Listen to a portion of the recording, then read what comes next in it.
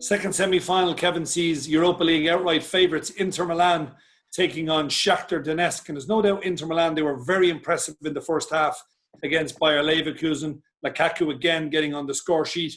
But the old Italian mentality, they sat back in the second half and they were quite lucky just to get out of it without having been forced into extra time. On the other hand, Shakhtar Donetsk, they banged in 4 goals against Bal. They were very impressive. Maybe the opposition wasn't that good. Inter are favourites at 7-10. Shakhtar at 15-4. And the draw at 13-5. Will the Italians make it through to another final?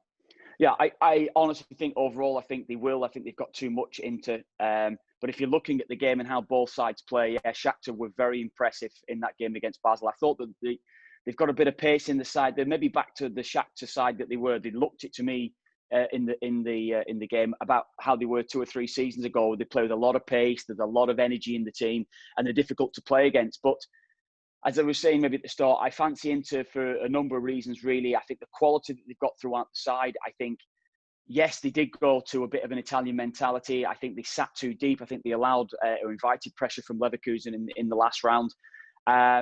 They may do the same again. If they go in front and there's 15, 20 minutes to go, Shakhtar have a lot of pace, as I was saying there, to open up a defence. So this is going to be an interesting one to see what Inter do, because I do feel that Inter have too much. I think under Mancini, I think they've done very well. They were just picked, of course, to the Serie A title this season. So they're a side that's definitely on the up. And with Sanchez, of course, Lukaku, who's been banging the goals away, I'd be seriously fancying Inter to get to the final here. I think they've just got too much for Shakhtar.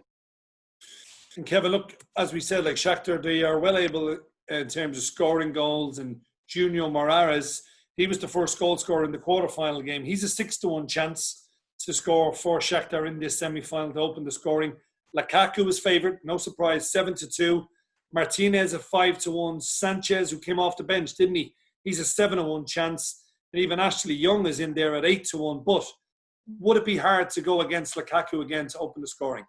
Yeah, absolutely. I think the form that he's on, you're looking at players that take penalties as well in tight games. I think there might be goals in this one.